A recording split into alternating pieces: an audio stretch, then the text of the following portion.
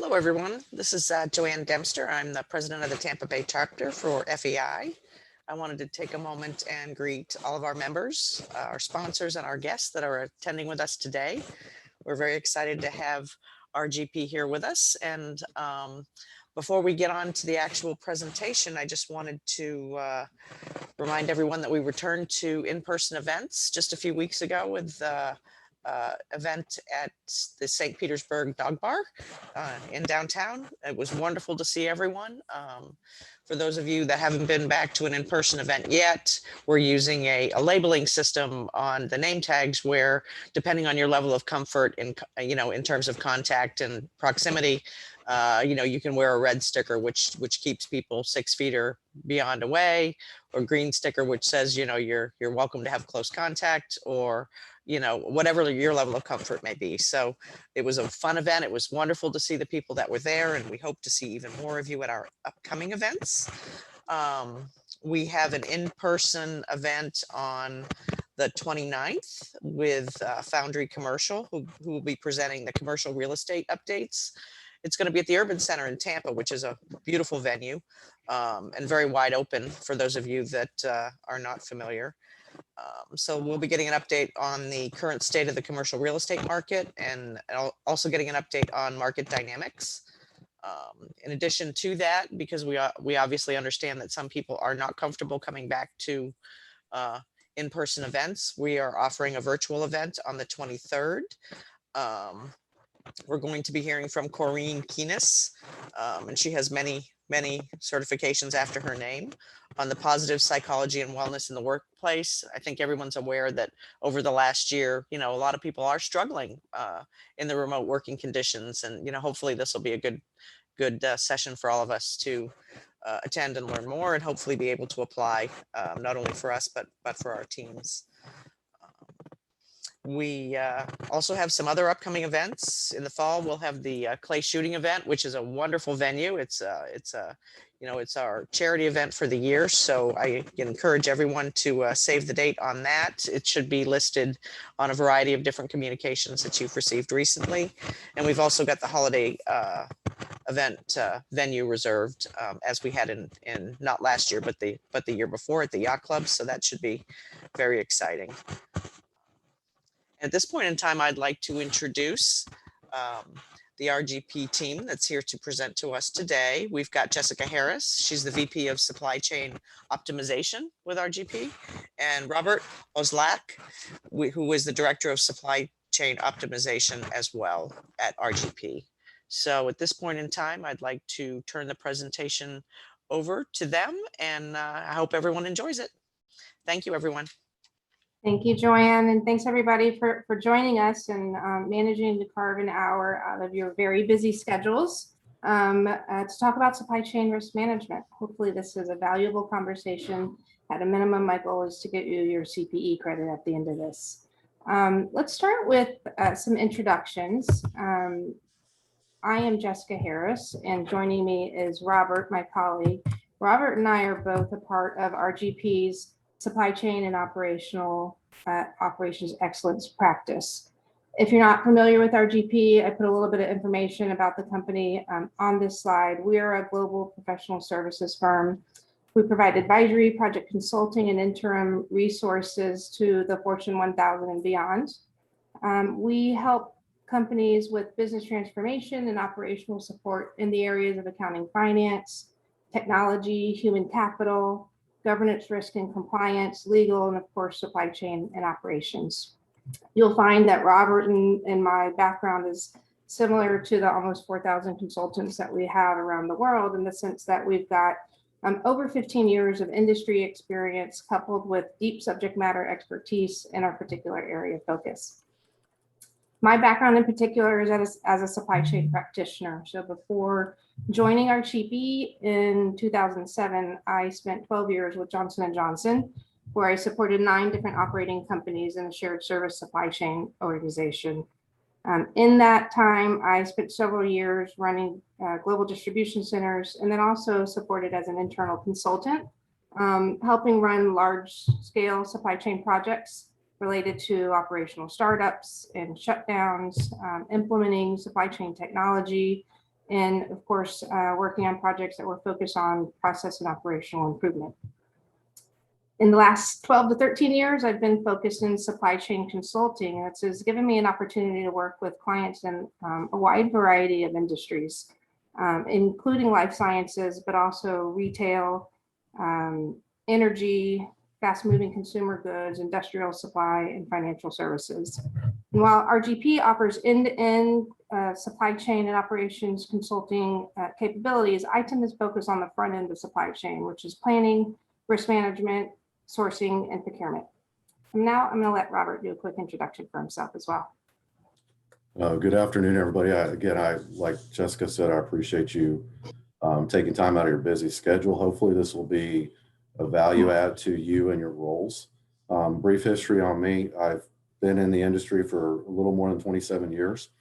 Prior to joining RGP, I owned my consulting firm for 6 years, working globally on logistics and distribution optimization projects. Prior to that, I was a COO of a private equity firm that owned 3 logistics companies here in the US. And then preceding that, the vast majority of my career was spent with FedEx and UPS in various roles. Since stepping into this position, just to give you a little bit of context about our global supply chain solutions and some of the unique things that we've done over the last 6 to 8 months. Although we are a global practice, I would say probably 60 to 70% of my time over the last 6 to 8 months has been supporting efforts and initiatives in Europe and Asia, predominantly focused on COVID vaccine distribution. So RGP is very proud to have played an integral role in setting up many of the key distribution channels from manufacturing through clinical trials to go-to-market strategies and cold chain solutions on a global scale. So we're very proud of having played a part in helping all of us get to some sort of normalcy. We were talking at the onset about vaccines. So again, RGP had a important part in that. But unlike Jessica, I do have end-to-end supply chain, or like Jessica, I have end-to-end supply chain experience, but my area of expertise is typically on the downstream activities specific to make and deliver. So anything within manufacturing, distribution, logistics, final mile delivery, reverse logistics, those are the areas in which I tend to focus my time and energy. But again, we're very privileged to be here this afternoon, and we look forward to sharing some information around risk management for supply chain and supply chain resilience. Jessica. Awesome. Thank you, Robert. Okay, so let's start just by covering kind of the topics that we wanted to talk about today. First, we're going to look at supply chain in the headlines, and it's still supply chain in the headlines on a daily basis. We'll consider the lingering effects of supply chain disruption, many of which we're experiencing at the moment. We'll talk about supply chain vulnerabilities and some of the factors that have contributed to those vulnerabilities that have been exposed over the course of the last year. We'll look at how supply chain organizations are shifting their strategy to address risk and vulnerabilities that have been exposed. We'll look at supply chain resilience and its relationship to supply chain risk management. And finally, cover a supply chain and supplier risk management framework. So it feels like 2020 was a never-ending supply chain disruptive year, and 2021 is not looking all that much different. In the news on a regular basis, you'll see reference to supply chain disruption. Just last week on the front page of the business section of Wall Street Journal was the headline, "Everywhere you look, global supply chain is a mess." Why is that? Well, there's several forces that continue to squeeze our global supply chains. In many areas, global supply chains are still recovering from pandemic-related disruption, whether that's shutdowns, labor shortages in supply, transportation disruption, both inbound and outbound. And at the same time, we continue to experience pandemic-related rise in consumer demand. And that demand is often facing supplies and shortages in supply. So that increase in consumer demand is only adding to a backlog that exists in manufacturing. And severe weather events continue to create havoc and chaos in supply chain. Most recently, one I got to experience firsthand was the winter storms that took effect in Texas and the South, which not only interrupted transportation in and out of the affected areas, but it had a global implication in that it shut down the global center for petrochemical production. And our markets are feeling the impact of the supply chain disruption. As a result of that, you continue to see and hear executives reference supply chain disruption in their earnings report. So again, just some headlines from Wall Street Journal last week. Nike says shipping problems have hindered their sales. Toyota and Honda are shutting down factories because of supply shortages. Volkswagen, GM, and Ford are following suit by trimming their production. And Samsung warns that its business will suffer from worldwide chip shortage. And then finally, the Texas freeze triggers a global plastic shortage. So supply chain is certainly experiencing its 15 minutes of fame as it relates to news and media coverage. I think even my parents are starting to understand what I do for a living. And the average consumer is suddenly becoming more aware of where the things they buy come from and the potential impact of global events on their availability. At this point, almost everybody has experienced some sort of supply chain disruption in their personal lives. And supply chain professionals, as you can imagine in business, are experiencing that disruption that in the chaos that's created on a day-to-day basis in operations. A study that was done by Thomas Net in late 2020 indicated that 75% of businesses experience some disruption as a result of COVID-19. That same study also indicated that 44% of respondents didn't have a plan for how they were going to address supply shortages coming out of China. In that same survey, respondents indicated that 31% of them were how they were handling this was by going on back order or turning down demand. And 28% of the respondents indicated that they were looking for alternate supplies, both internationally and domestically. So as our global economy continues to grow and scale, the pace of supply chain disruption is not expected to slow. And as a result, many supply chain organizations are recalibrating their risk management strategies with a focus on supply chain resilience. So what are the major disruptors that we're dealing with? They're the ones that you would expect: infectious disease and pandemic. While COVID-19 is not the first infectious disease spread that has created supply chain disruption, there was the swine flu and SARS and others before it, but nothing on the global scale like we've experienced with COVID-19. Trade relations will continue to shape our supply chains. In 2018 and 19, well ahead of the pandemic, supply chain operations were already starting to respond to US-China tensions and looking to move operations or diversify operations out of China. The disruption related stemming from COVID-19 only accelerated that process. Geopolitical disruptors like Brexit will continue to create tighter restrictions on cross-border movement, and natural disasters, unfortunately, all indicators predict that they will come at more frequency and with more significant impact as a result of climate change. All of these disruptors have a lingering effect on the supply chain that takes time to work itself out of the system. Most notably, the lingering effect we're experiencing at the moment is a global capacity crunch in manufacturing and transportation, which Robert will spend some more time talking about. This also leads to long lead times in moving products and materials, demand volatility, a variety of supply shortages, and price volatility.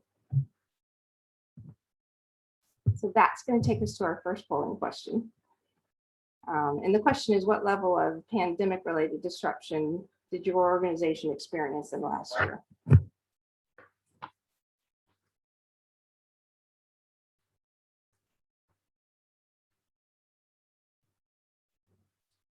Okay. I think we're good. I don't really know how to tell when you're done. Oh, I have 14 of 19. Here we go.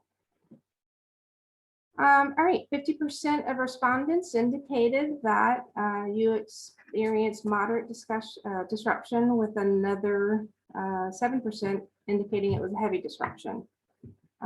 These results are not much different than some other surveys that were performed. Do I need to share these results, Joanne, or are they already out there? I already shared them, Jessica. Did you want to see them again? No. I just want to make them go away, but I wasn't sure if everybody else could see them as well. Yes, if the polling box doesn't go away on its own, click it close in the upper right-hand corner. Got it. Thanks. Similarly, a survey performed by RetailNext in late 2020, supply chain professionals had indicated that their organizations had experienced 56% of them moderate disruption, another 12% heavy disruption. But all of the supply chain indicators are showing that professionals are having to change their strategies because of this disruption. And some examples of the strategic changes that are being made: obviously shifting to e-commerce where possible, renegotiating contracts with both customers and suppliers when obligations aren't able to be fulfilled as a result of the disruption. And then perhaps most importantly, finding alternate sourcing options for items in short supply. Now, I'm going to turn it over to Robert and let him talk a little bit about the global capacity crunch. All right, thanks, Jess. So one of the things that has kind of been a very interesting emerging trend, and probably as some of you may already know, since Biden stepped into office, he launched an executive order to address supply chain gaps and disruptions within the U.S. marketplace, hopefully to remedy some of this. But the short answer, and unfortunately the truth of the matter, is that despite his executive order and the steps that the federal government is taking, this problem is not going to go away anytime soon. So what we've seen as a result of the pandemic, and really from the pandemic, it highlighted some of those gaps. Obviously, it put a global supply chain under a significant stress test as manufacturers shifted from making their normal product lines, if you will, to manufacturing PPE and respirators and other things to help with the pandemic. But as we've started to migrate over the last 3 to 4 months back to ramping up to some sort of post-COVID level of normalcy, there's a lot of economic volatility, and there's many disruptors and influencers that are driving this. But most notably, what we've seen on a global scale is the dependency on Asia, specifically China, for conflict minerals. You may be aware of the shortage with semiconductors. Most recently, I was reading an article where the auto industry and the furniture industry is taking a significant hit, largely due to the fact that there is no foam to put in the padding for seats and furniture. So every industry segment, regardless of whether it's retail, automotive, electronics, agriculture, food, everybody's taken a hit on this. And consequently, what has happened as a result of Brexit, as a result of trade embargoes, manufacturing delays, has created this perfect storm in terms of a capacity crunch on a global scale. So what does that mean? So as companies and manufacturers in particular are trying to ramp up to meet consumer demand, and as financial executives, you can probably appreciate this, they're trying to balance, and it's a very delicate balance at that, operating overhead with capital investments, workforce management, and then unfortunately still leaving revenue on the table. For example, we were on the phone yesterday with a client, and by their own admission, consumer demand is probably up 250% since January of 2021. Unfortunately, they're leaving about 10% of that revenue on the table because of some of the ripple effects of these, recognized capacity crunches, whether it be labor shortages in terms of people coming back to work for COVID. As we all know, there's a lot of literature circulating about, will people return to an office? Will they stay remote? Specifically to logistics and manufacturing, those are professions that require a lot of on-site support. But there's a unfortunately, the workforce is not deep enough to sustain or manage the demand. Supply shortages, we talked about, and Jessica hit on this in her introduction, packaging and raw material shortages, and then an overall increasing consumer demand as more people are, for safety reasons and safety regulations and restrictions state by state, not going to brick and mortar stores, but purchasing more goods and commodities online, thereby driving greater dependency on e-commerce. And we've called it, and this was actually before COVID, obviously, we call it the Amazon effect, that understanding that I can order something today, have it on my doorstep within a couple of days. And what we're experiencing now are longer lead times. But all of this demand is really putting a emphasis on the lack of assets, whether it be driver resources, trailers, ocean containers, from probably, I want to say August of last year, the import cargo container volume went down 50%. Now, what has happened since probably December of last year through today is they are increasing the shipments, still not fully utilizing capacity. And typically from an ocean freight standpoint, there's usually anywhere between a 25 to 45 day lead time. But as more goods are coming in, they're basically sending more ships, not at full capacity, which is now creating a pain point and a bottleneck within many of our major US ports. All of these things are going to ultimately create added costs for many organizations.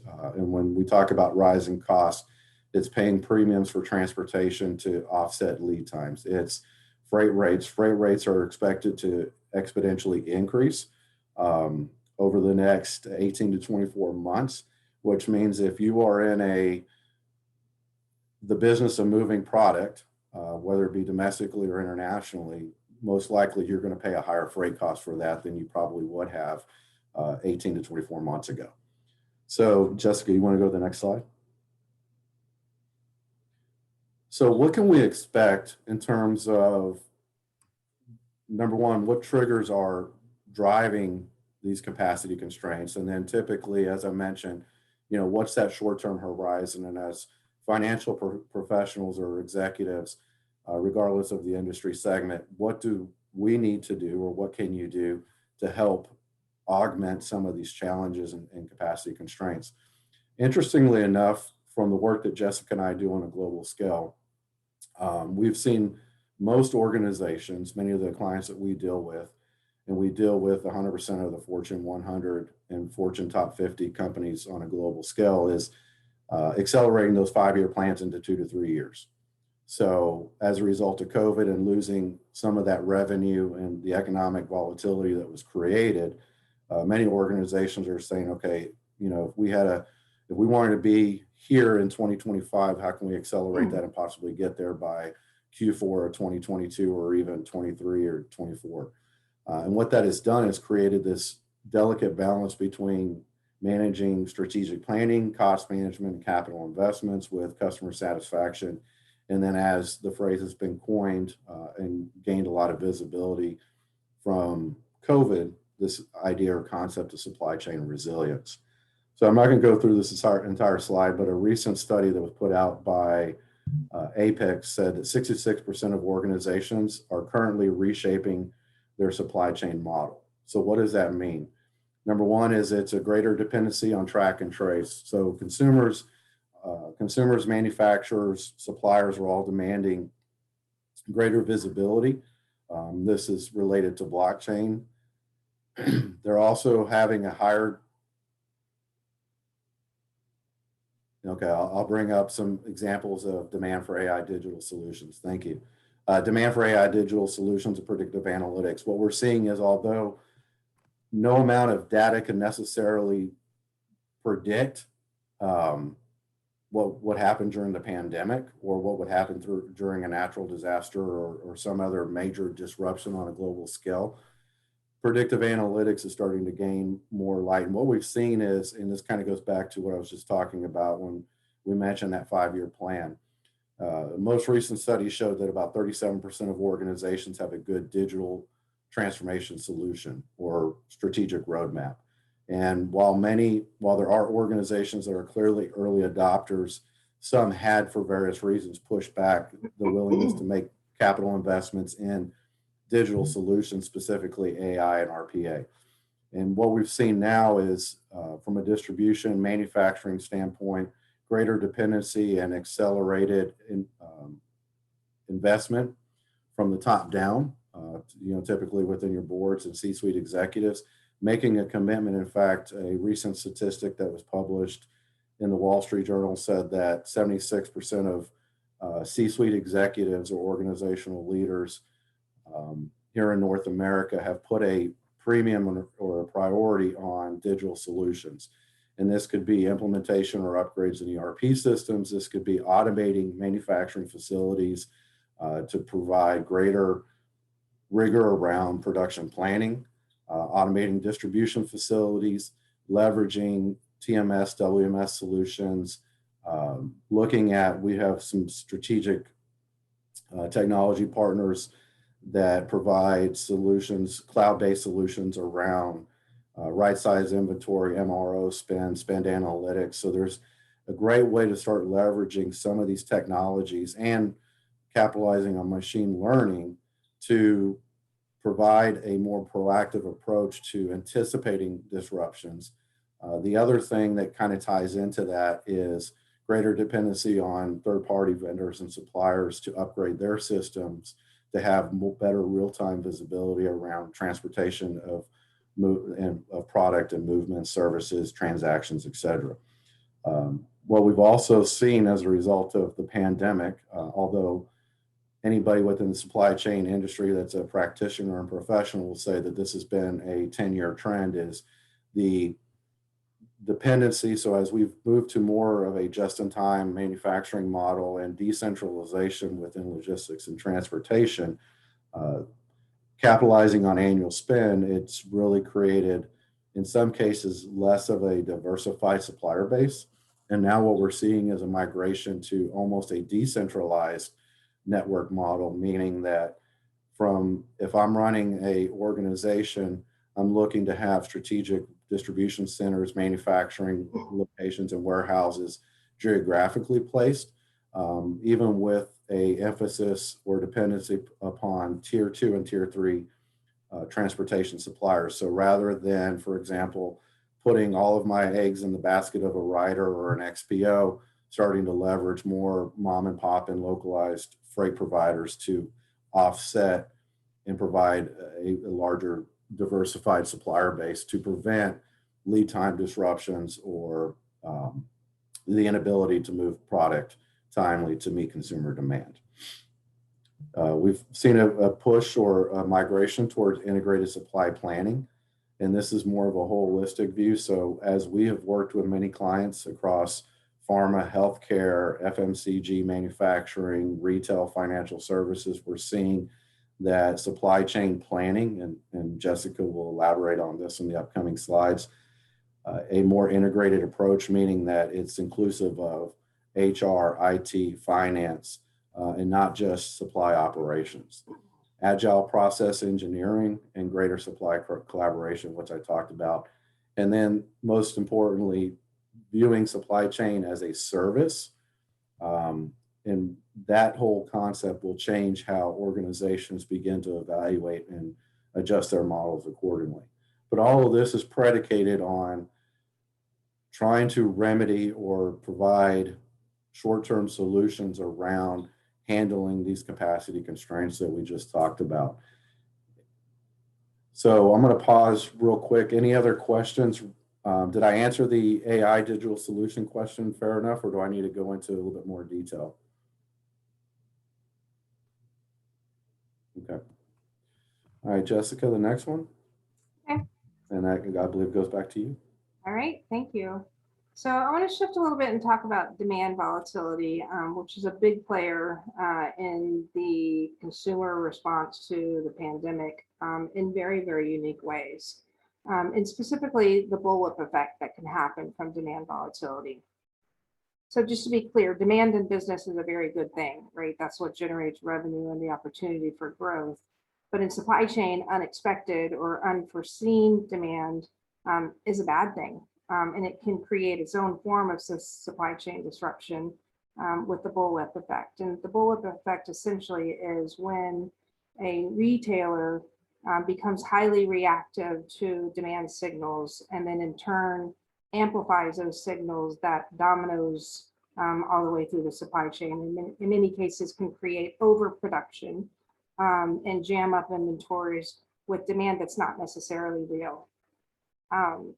There was a great article in Texas Monthly Magazine about H-E-B, which is a local grocery chain in Texas that people love and adore. And H-E-B has been known to be incredibly diligent with their risk management plans, and they have a playbook for almost every kind of some disruptive event.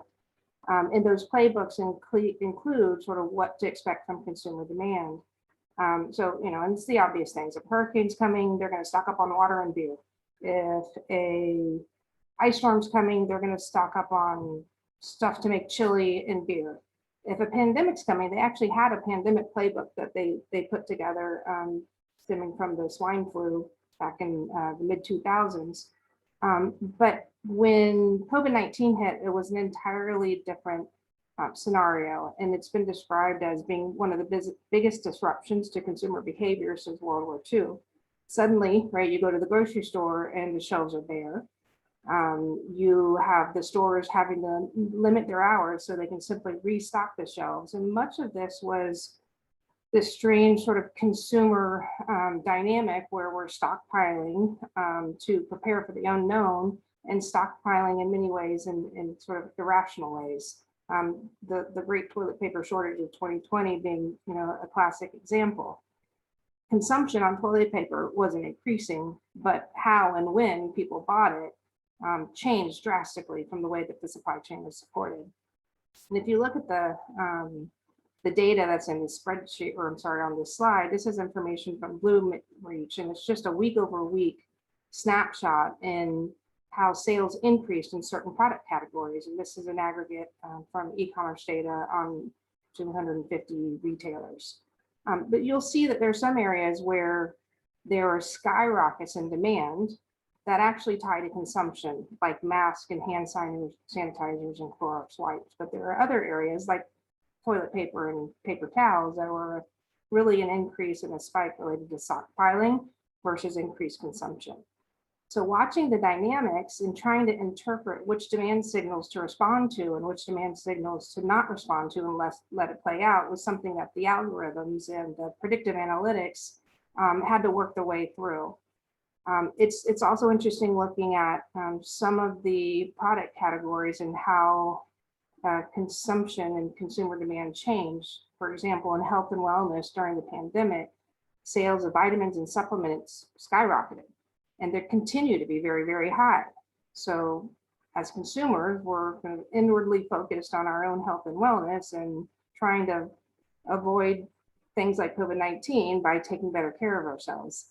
At the same time, if you look at sales for cold and flu products, those sales have plummeted. Well, it's stemming from the fact all the preventative measures we put in place around mask and hand sanitizers to avoid COVID-19 were also preventing us from spreading cold and flu. So there's changes in supplier demand and volatility. Some of it's rational, some of it's irrational. All of it creates disruption, and it takes time to work its way through the system. All right, so we're going to move to our next polling question. And this one is just asking, in the last year, has your organization experienced any of the following capacity constraints, many of which Robert spoke to?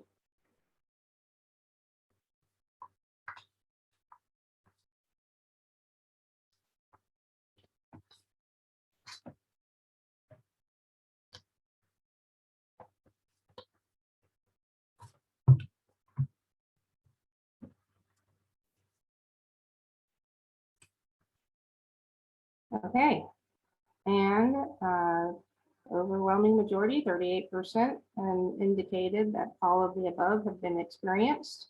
Actually, and then 38% indicated that none of the above. All right, so we have mixed results. going to move on and talk about the supply chain vulnerability and how we got here. And the vulnerabilities that have been exposed are not necessarily related to supply chains, right? Not being asleep at the wheel, or not being sophisticated. They're actually, in many cases, a result of some of the best practice and progress that have been put in place over decades of supply chain optimization. Those best practices have long been touted for benefiting business and economies by creating efficiencies and market competitiveness, but at the same time, they carry their own set of risks. And over time, many supply chains got out of balance between the desire to become more competitive and become more efficient, as well as the desire to manage risk at an enterprise level. So what are some of the best practices and business factors that created vulnerability? Well, first, supplier consolidation, right? And this is the common practice of leveraging your buying power with one or few suppliers.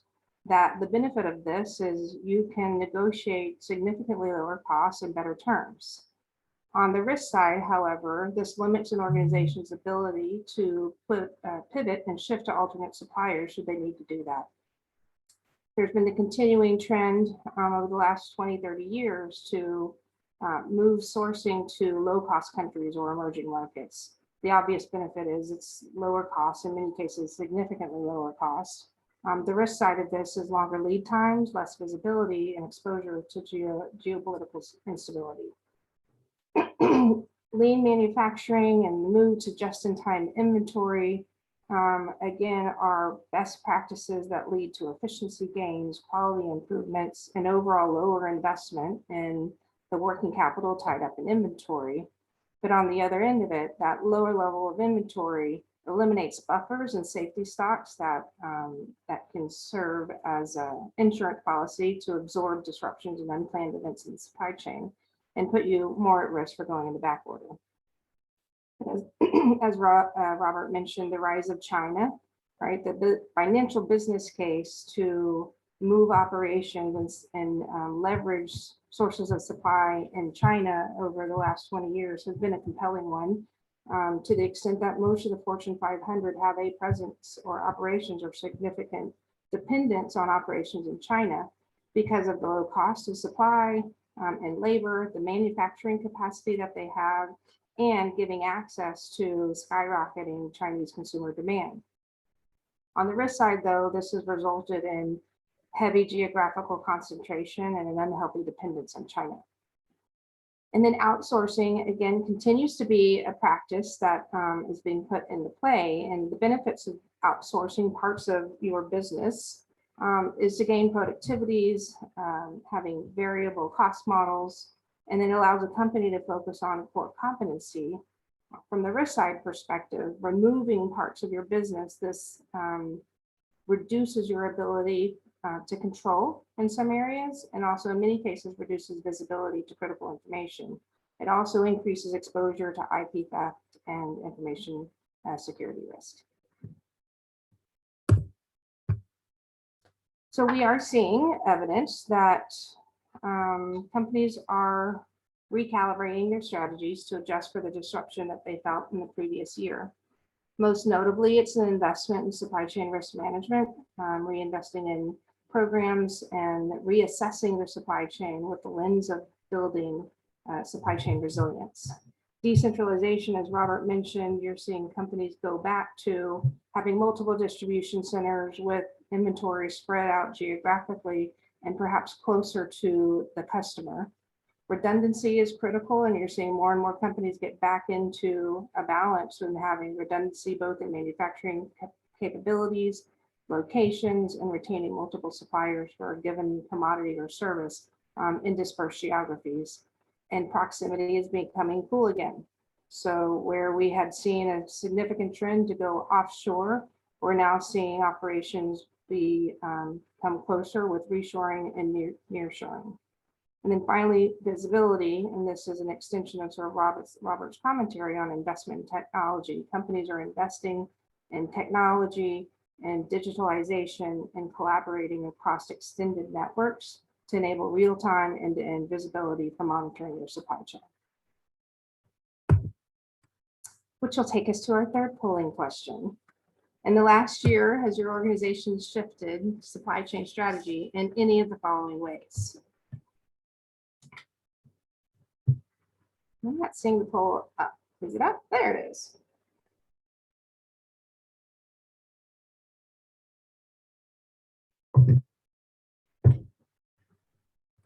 Okay, wait, are we 100% in? Oh no, we're still in progress.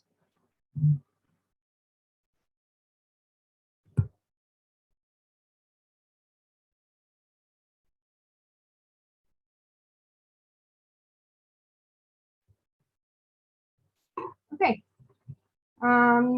Most of us aren't sure, and that's okay. You're not supply chain professionals. But then some have indicated that yes, we are seeing an investment in redundancy and proximity of suppliers and enhancing visibility. So all indicators of what we're seeing in the market as well.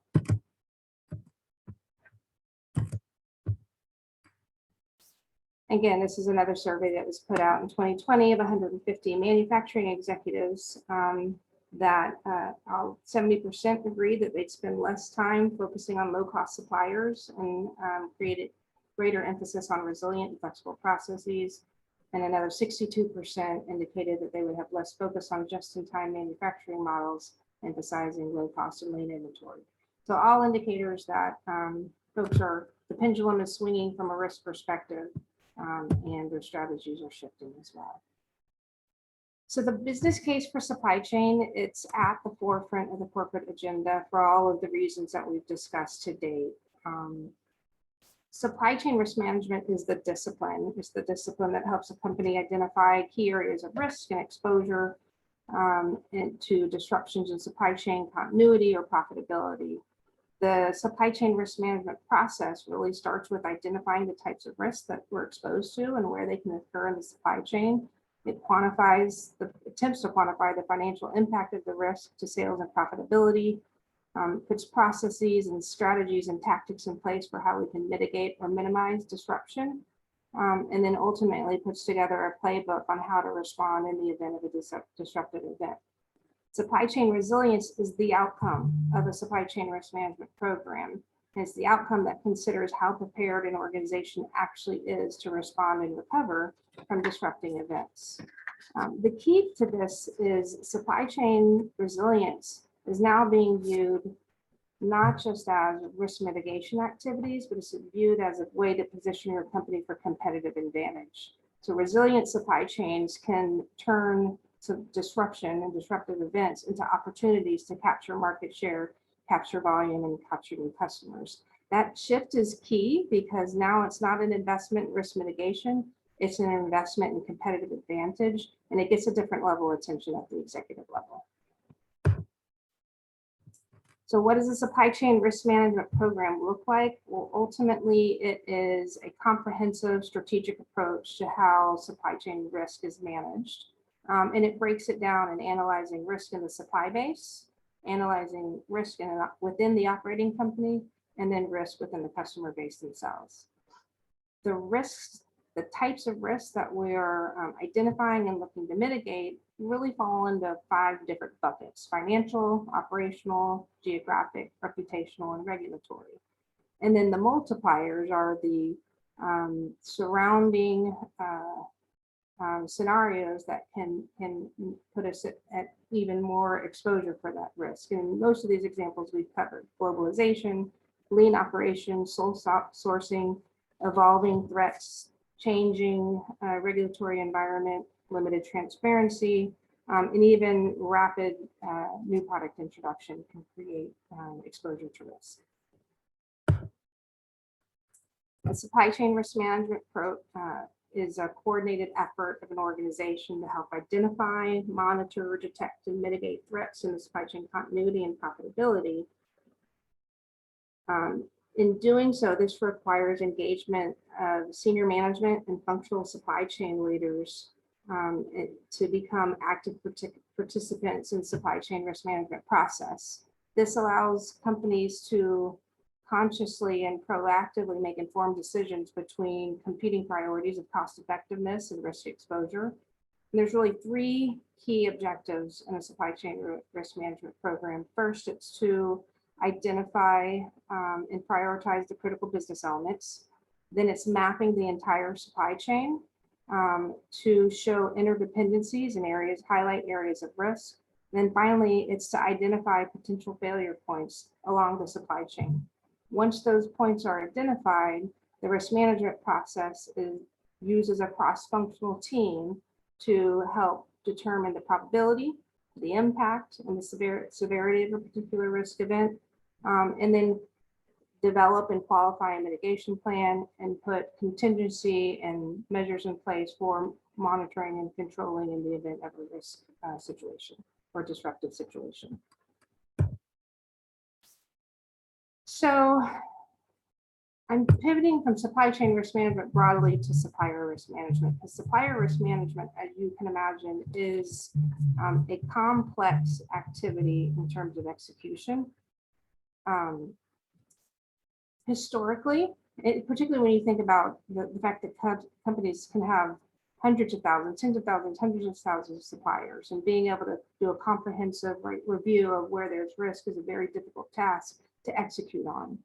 Historically, supply chain managers have segmented our suppliers into tiers, tier one being the most critical, the most strategic, generally the ones that we're spending the most dollars with. Tier two is a little bit lower. And so they focus their resources on tier one, which makes a lot of sense from a supplier management perspective, but often falls short when you're trying to ensure that you are screening for supply risk management. Supply risk management needs to be screening for everybody. The level of screening depends on the kind of supplier that they are. So some examples of where screening differs is if I have a software as a service supplier, for example, they may not be a tier one, but because they're software as a service, they'll need to be screened for understanding the type of information and services that they provide, because that could put them on a risk screening path and an evaluation path related to data privacy and information security. For facilities management, again, I may have a supplier that's coming on site to do work, not a tier one, but I need to do some pretty thorough screening on their insurance and perhaps the screening that they do for their employees. Suppliers of electronic components may not be a huge supplier, but I need to screen them for risk related to their use of potentially conflict minerals and having them produce evidence of country of origin. So the tactical activity is a critical one. Procurement plays a huge role in this. Number one, procurement is helping ensuring and building risk management into the sourcing strategy and the sourcing process to make sure on the front end that we are not setting ourselves up for a risk situation. And when they're screening and qualifying suppliers on the front end, doing that first pass risk assessment. There are a lot of suppliers that will come into the system without going through a sourcing process. And that's where supplier onboarding and the tools that we use for communicating with suppliers, sending questionnaires, and then flagging suppliers as potential risks to go to supply risk committees to get risk ratings. That's incredibly complex if you don't have a tool to support the process. So at the end of the day, having technology and processes and tools becomes extremely important, because third-party risk management is becoming more and more important, difficult, and expensive just based on the number of suppliers and the activities that they need to go through. So the elements of an effective supplier risk management process, there's really strategic activities and tactical activities. Both of them are critically important. At the strategic level, you need to have program management, executive oversight. It should be supply chain led with cross-functional support. There need to be defined policies and procedures and clear alignment between business objectives and operational risk. But perhaps most importantly, at an execution level, there needs to be very rigorous processes and tools that help manage long, incredibly complex supplier master data, risk classification and aggregation, tools to help with the assessment and the execution of the assessment, tools to help in the event of an event, event management and issues management, and ultimately reporting and metrics and capabilities to monitor the health of the supply risk management program. The key enablers for this technology and workflow automation is really the only thing that allows you to make it cost efficient and effective. And then ultimately change management training and communication, both internally and with your supply base. Bringing us to our final polling question. Does your organization have a supplier risk management program? This is a yes or no one.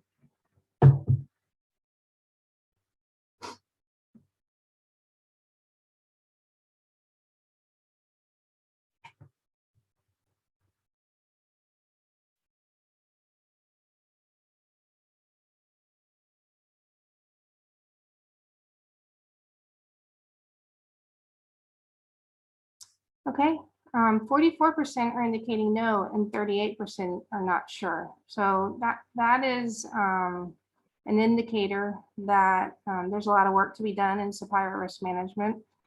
In financial institutions, right, you'll have more rigorous risk management programs in place because they're regulated heavily in that area.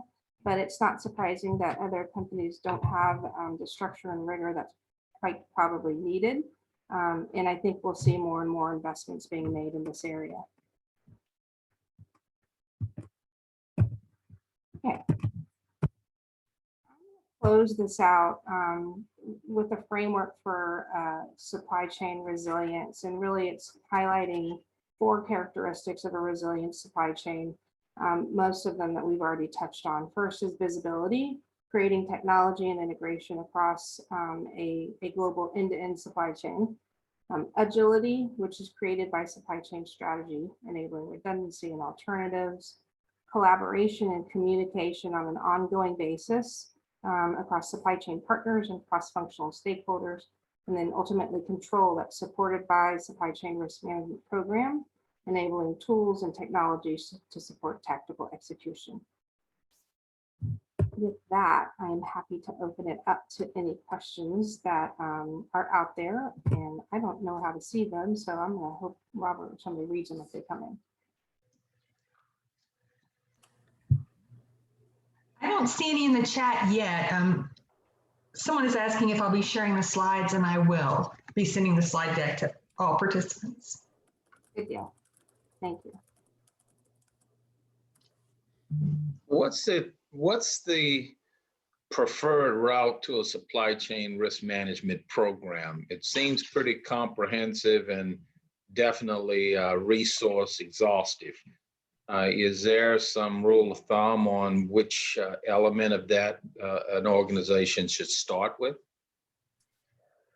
Yeah, I mean, generally, it's starting with those where there's known risk because of your business, right? Critical suppliers, high value suppliers. The problem becomes how far can you cascade it, and do you have the resources in place to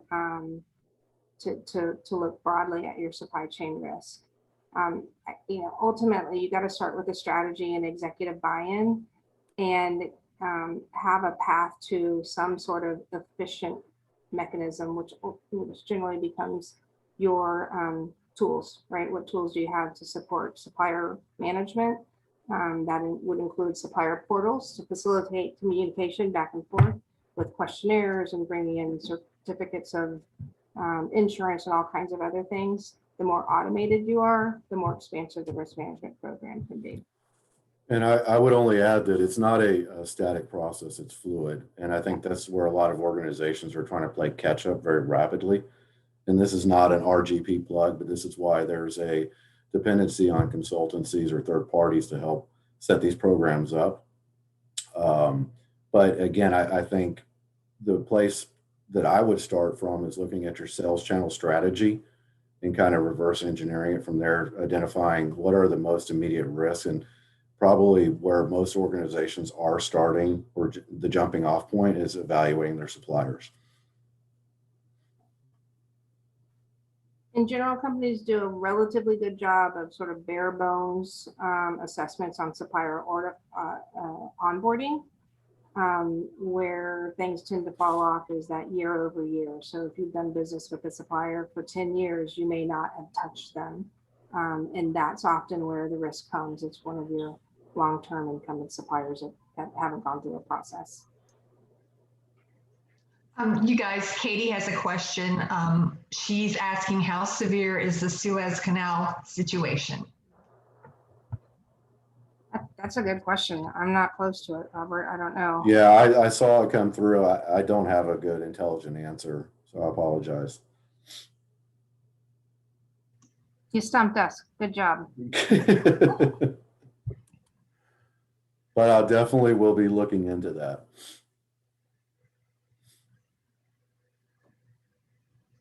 Any other questions, guys?